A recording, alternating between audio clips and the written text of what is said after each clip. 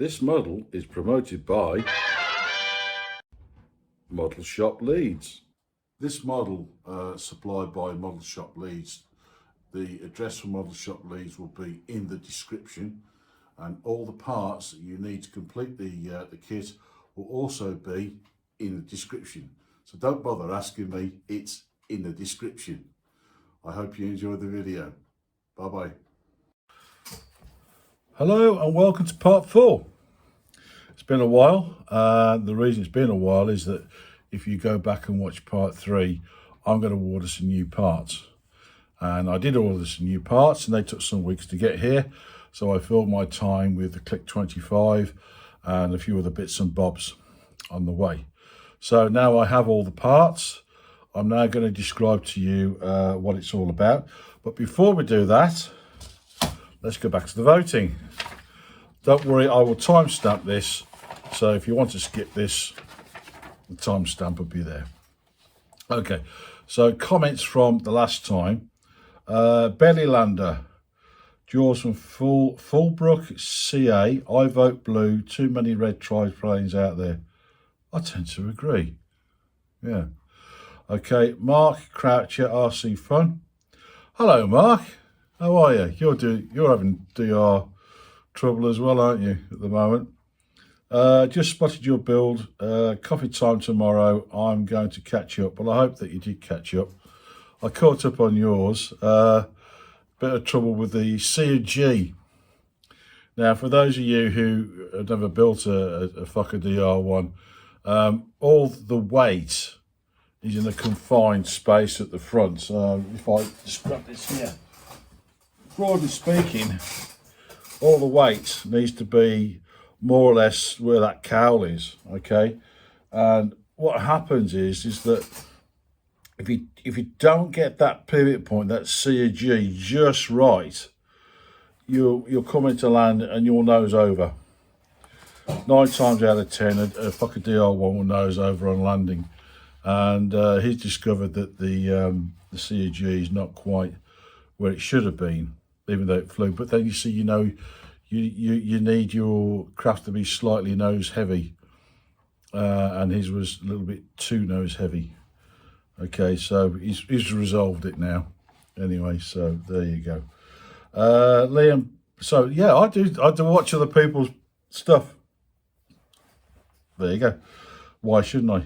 Liam Barrett, awesome video, mate. Well, thank you very much, Liam. I very much appreciate that. It's nice when people are appreciative. Lee Pachilla, Lee from Ohio, USA. I vote red. Okay, noted. Now, Mike from Minsk.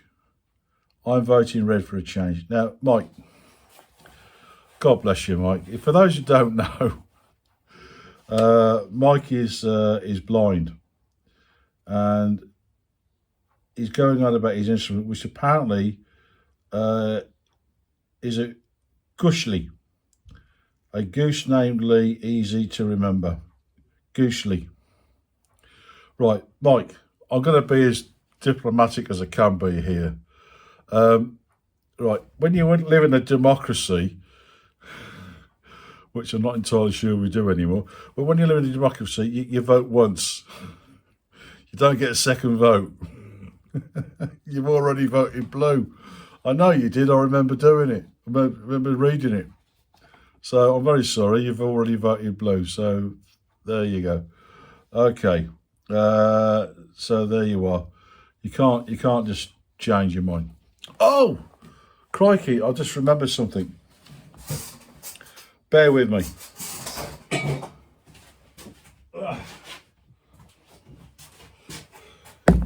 Right. Sorry about that. I forgot something. Guess what I got? I got Krylon, low odor, clear finish, matte. And you may recall I made an appeal for anybody in America or Canada that can get this to me.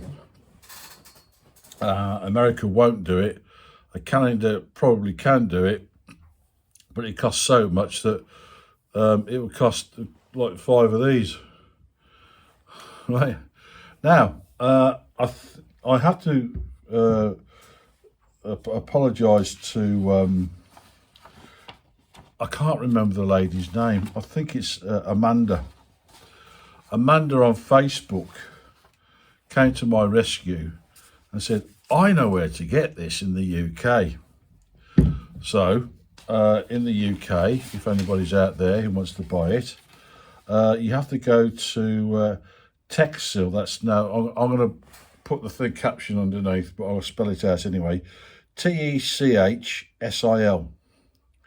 Texsil, and they're based in Bidford upon Avon, down by Oxford way. Okay, and for those who are British, they'll know where Oxford is.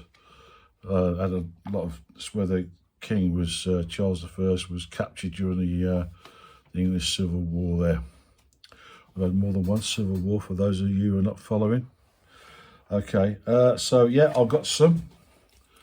I thought about making a wing and trying it out, but I think I probably just might be more practical to use the wing I've got. So there you are, £16.19 plus I think the carriage charge is about 10 quid because it's a pressurized container. So I've got some.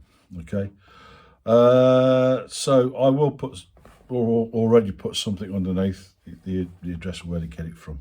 Okay, so far it's the majority of people saying they want a blue Fokker DR1. I think people have seen enough red ones, to be honest with you. I'm also reading a book currently. I've got several books about the Baron Rouge, as I say in France, Baron von Richthofen. I have his own book. He produced his own book. I think he wrote it in 1917, and it's just go to Google, Red Baron's autobiography, and he wrote it about a year before he died, something like that. It's very interesting. But a book I'm currently reading is called The Last Flight of the Red Baron, and it's enabled me to get modern maps out, and you can study his flight path, because he took off from an airfield called Cappy, okay, which is on the Somme, and it's almost exactly 11 miles where he crash landed, near Sully-le-Sec, and it's exactly 11 miles, and there's a road, almost a straight line, called the D1. It takes you from Cappy to the crash site, right next to the Somme River there, and it's enabled me to do his flight path and where the gunners were on the ground, because Captain Brown was originally credited with that, but it seems he was taken down by ground fire, and I've managed to put on a map where they were positioned on the ground. So the last flight of the Red Baron. Okay, I'm halfway through it actually. It's very interesting, and I didn't know until now that both of his guns were inactive. One had a cartridge fail on him that's jammed in the left-hand machine gun, and the right-hand machine gun, the firing pin had broken. So in the end, he couldn't fire. So why the hell he just didn't hightail it out of there, I don't know. But there's several theories about that. Right, now, I'm now going to go on to the replacement. Now, you'll probably recall, timestamp goes on now, okay?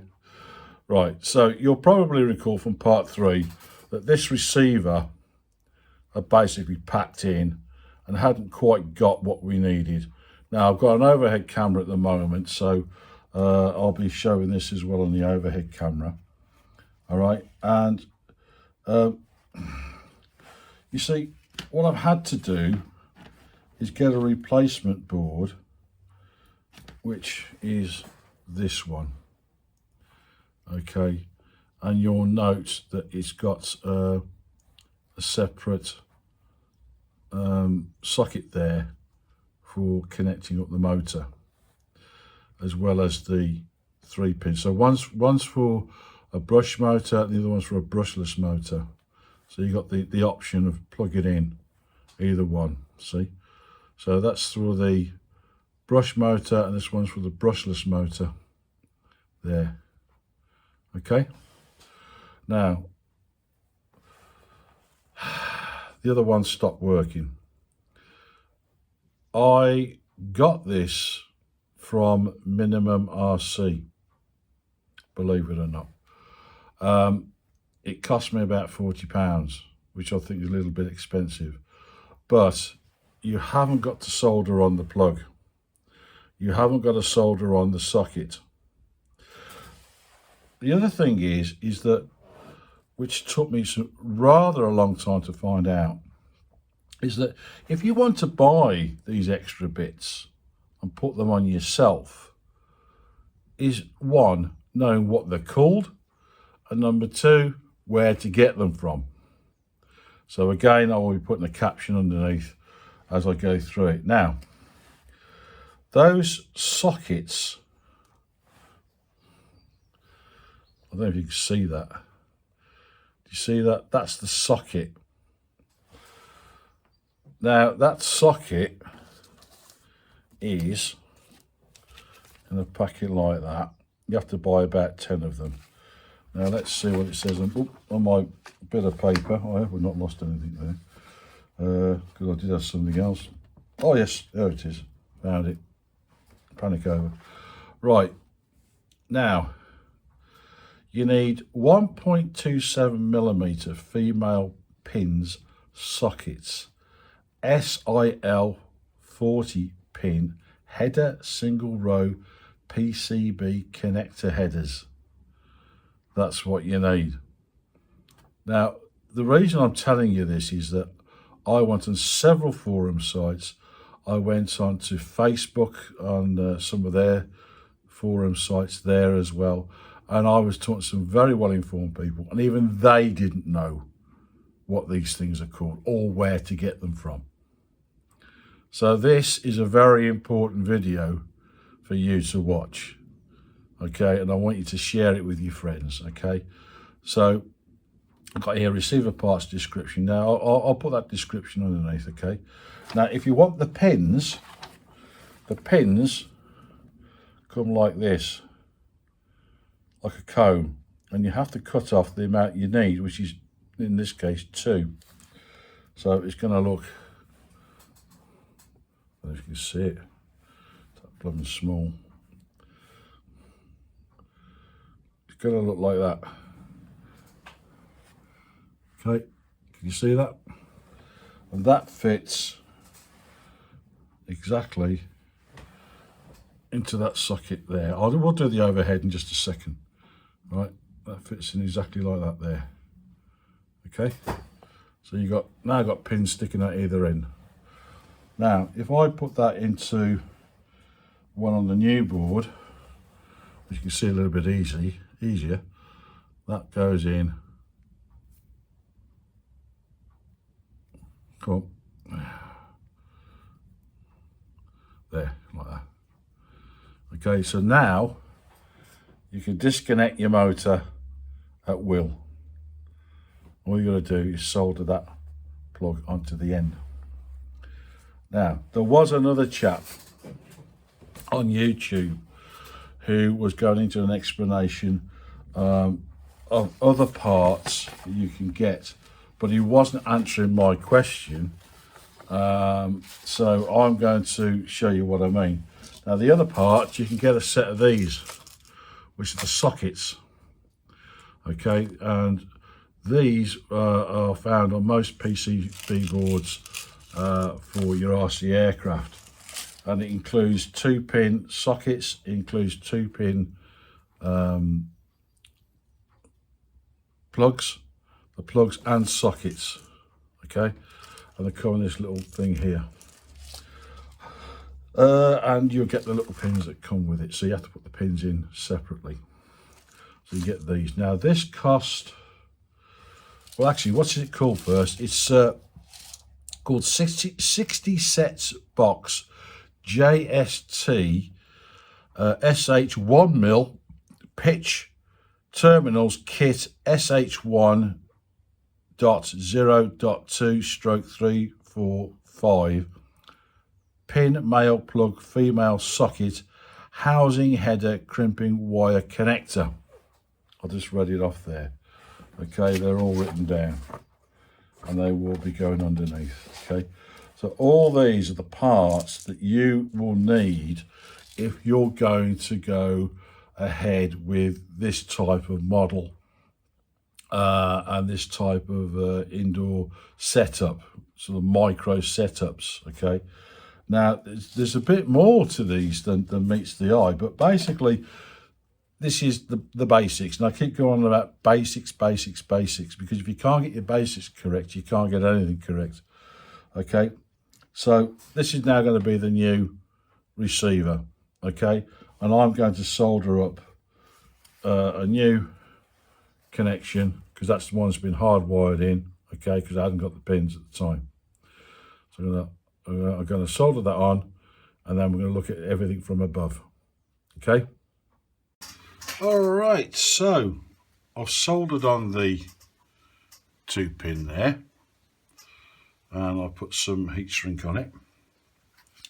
So now, and I'll put a little bit of red paint on one side of the motor plug there, so I know it's going to be the correct way round. There we go. That goes into there. Right, I've plugged in the rudder lead, because the aileron goes on the wing, and the elevator. So now we've got the elevator and the rudder connected, the motor's connected. The motor can now go on to the mount. I wonder if that cable should go underneath. I'm unsure about that. We'll look into that in a bit. Or does, hang on. Maybe I just discovered something. Maybe that goes through there. Put it through there for now. Okay. That's something myself now. And that can go, slide on. It doesn't go all the way in from memory, because it's been about 3 weeks now. There we go. I'm not going to glue that, obviously, because I'm going to want to take it off and on a few times. So that's in. So the motor's on. That moves freely. So reconnect the motor to the circuit board.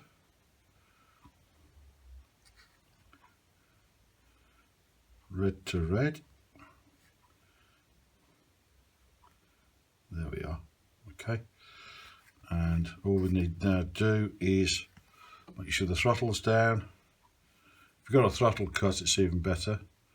And connect the battery.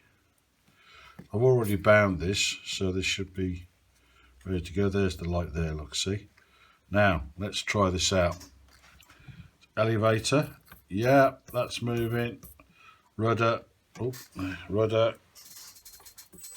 oh, that's moving. And then throttle. Yeah, that's working. Oh, that needs gluing on properly. So there we are. It's fully operational now, and we're back to where we should have been 3 weeks ago. Yeah, now we've got all the parts. Let's get that back on. That will get glued on, just when I'm ready to do it. There we go. That's all glued on. So that's all working now. Now, I did promise I would show you. Let's take the battery out, turn off the radio. There we go. For the overhead shot. So your pins, if you can see that okay, come in a big long line, and you just cut them off to however many you want. And the socket, I'm trying to pick it up, let's get the tweezers.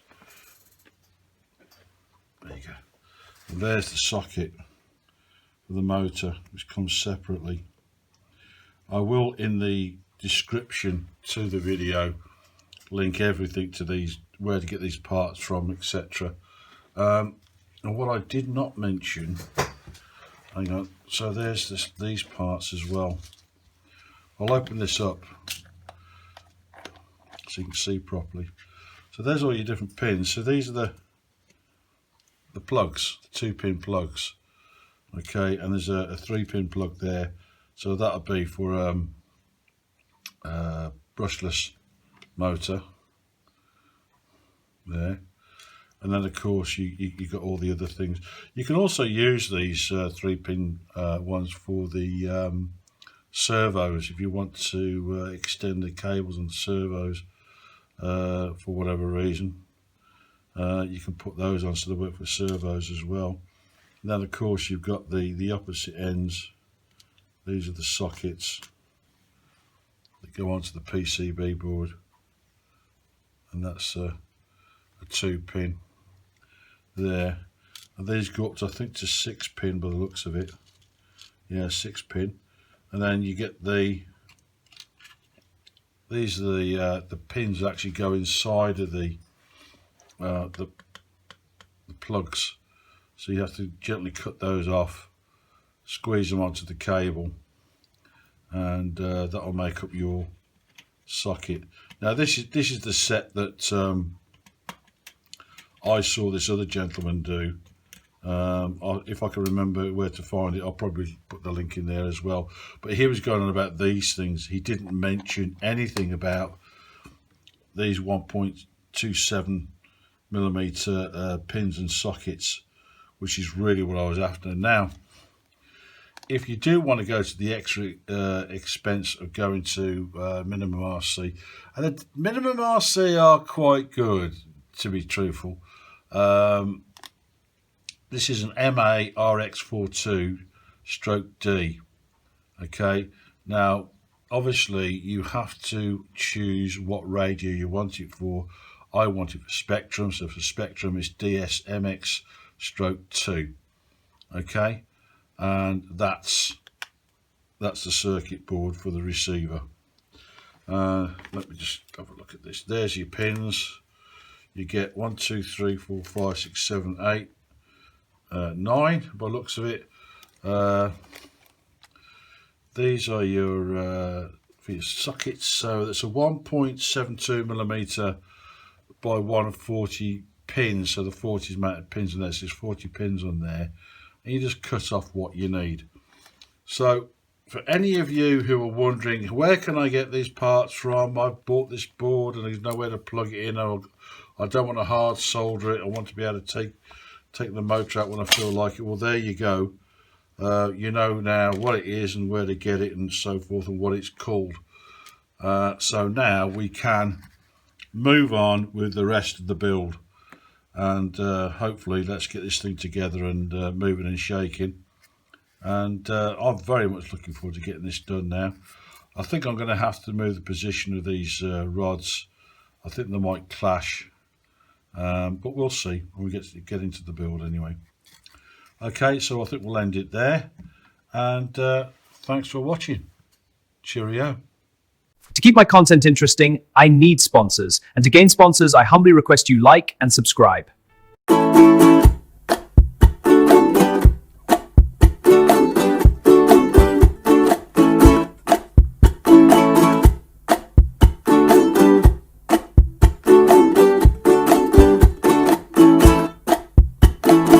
Living easy, living free.